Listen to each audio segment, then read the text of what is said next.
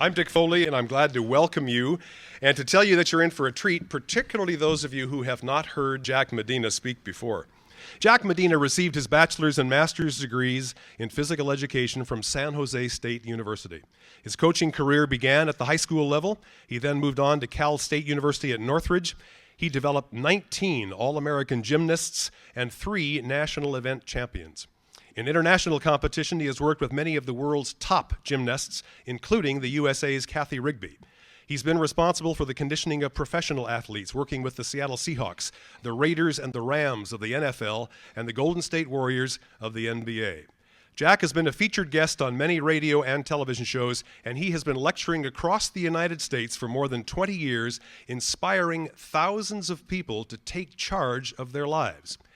Many have come to know him from an audio tape presentation with the very catchy title of "You're Not Overweight, You're Just Not Tall Enough." So Jack brings that wonderful ingredient, the essential ingredient of good humor, to his work. It is my great pleasure to introduce to all of you my friend, Mr. Jack Medina. Thanks, Jack. Thank you. Good afternoon, everybody. Boy, am I honored that I can be here today and that you would put up with me for an afternoon. I'm very concerned as I travel around the United States and to Canada. I watch the athletes train, and I watch the coaches train the athletes, and I watch the athletes try to perform, and I can't figure out why they're doing some of the things they're doing. And I remember when I was playing sports, after 4 years of playing high school football and basketball, after 4 years of playing at the university level, I still didn't know what we were doing and why we were doing it. And then I coached for 5 or 6 years, and my coaches would give me all these things that we were supposed to make our athletes do. I still didn't know why we were doing any of this stuff, and I lucked out and had a chance to meet some of the top exercise physiologists in the world and found out there wasn't one thing that I was doing right because I was never taught what the body was supposed to be doing. Now, I'm asked all the time as I travel around the country, the United States and Canada, how did you get into this field? I mean, you've been coaching for all these years. You've coached at the Olympic level. You've worked with all these professional athletes. Why are you now giving all that up when you've had a reasonably successful career? Do any of you remember a gymnast named Cathy Rigby? She was the first gymnast in the United States ever to win a medal in the world-class competition, silver medal on the balance beam in the World Championships. Cathy, when she became very famous, when she became world famous, started her own gymnastics camp. And she hired me to run that camp for her, which is a great honor. The camp was held above Fresno, just east of Fresno, in a little place called Sanger, Wonder Valley Dude Ranch, which is California's first dude ranch, and it's still there today. We had kids coming from all over to this camp every summer, and they could stay with us for a week at a time, up to 10 weeks. We had a little girl come to us named Ellen. Ellen's first day in camp that I met her, she was 10 years old. Ellen's goal in life at age 10 was to make the United States Olympic gymnastics team. We would train every morning from about 8 until noon, have lunch, and then the kids could go play. Now, you got to understand something about a dude ranch. I mean, we had our own ski boats, we had our own lake, we had our own canoes, we had our own river. I mean, we had everything right there. Ellen doesn't want to do any of that. Ellen wants to work out. Well, I'm the head honcho of the camp. In fact, my nickname is Honcho. I've had that all these years. Cathy gave it to me. And so Ellen wants to train, and I have to be out in the mats with her. 110 degrees out there every day. Here we are working out. And we work out until dinner time, which is about 6 o'clock. At 7 o'clock, all 125 girls meet on the floor exercise mat, and I run a flexibility class for an hour. When the class is done, I'm responsible for the evening program for the kids. When that's done, Ellen wants to tumble for another hour before she goes to bed. So she's training 8, 10, 12 hours every day, 7 days a week, for 10 weeks all summer. It's now her 4th year in camp. She's 14 years old. She's one of the most beautiful little 14-year-old girls you have ever seen. How many of you remember a gymnast named Mary Lou Retton? Same body style. Short, stocky, and powerful. She's good enough to make the United States Olympic team. While she's at summer camp, though, her 4th year, her parents moved from wherever it was they lived to Beverly Hills, California. They picked Ellen up the last day of camp and drove her to Beverly Hills. The next morning, they drive her to Beverly Hills High School and said, "Go tell them you're a new student." Can you imagine what that's like? When you don't even know where you are or what city you're in, you have not a soul to talk to, you don't know where. This little girl is petrified. tears coming down her cheeks, and finally some girls wandering around the school see her, and they decide maybe we ought to go up and talk to her, so they do. They got in a conversation, and finally they got around to asking her, and they said, Ellen, what do you like to do? And Ellen said, I'm a gymnast, and I'm going to make the United States Olympic team this year. And they looked at her and they said, how in the world can you make the Olympic team when your legs are so fat? And Ellen looks down and says, Honcho didn't say my legs were fat. And they said, well, we don't even know what a honcho is. And she said, that's my summer coach. And he didn't say my legs were fat. And they said, obviously you're too fat. But we're too fat too.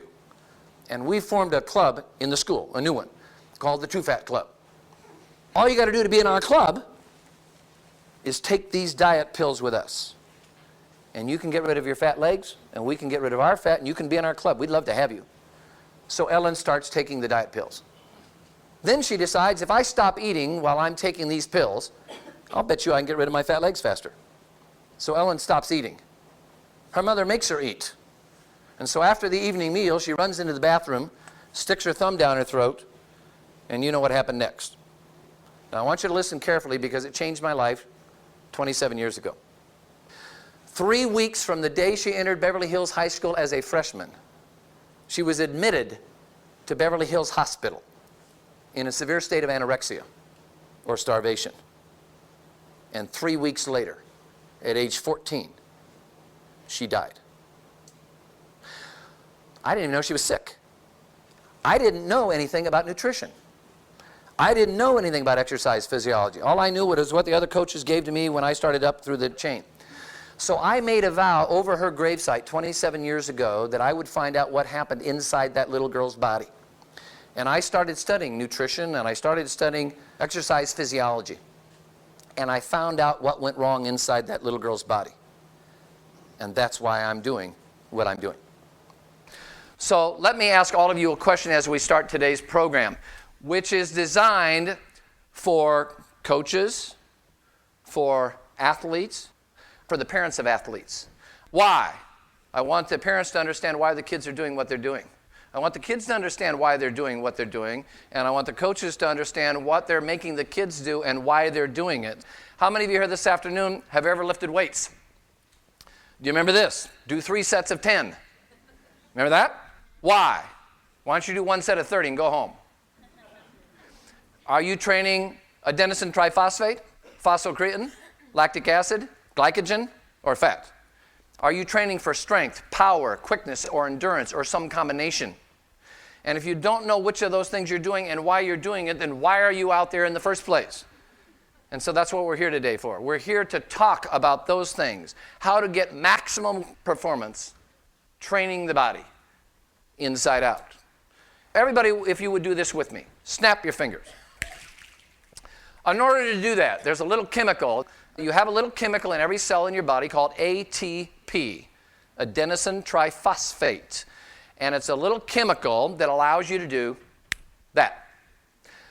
That system, the ATP, and then there's a slash by it, and it says PC, phosphocreatine. That energy system, the ATP phosphocreatine system, allows you to do this wide open.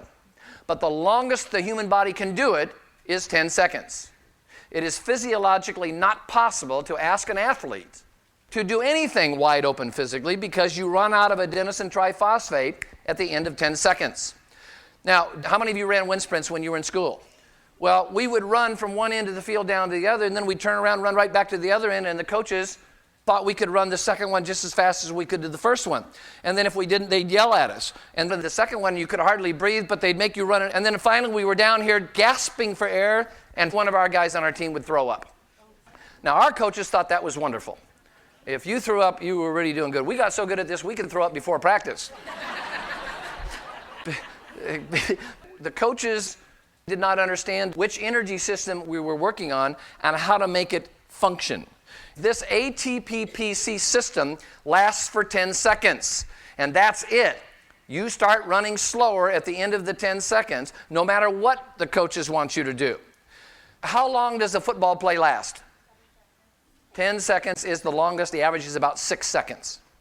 So it would seem logical to me that if I was going to train an athlete to perform a game of football, do I need to work on his aerobic system, long distance work? No, because that's a system that he's never going to use during a football game. The system I want to train is the one that allows him to do maximum work for up to 10 seconds. That's the only system he needs.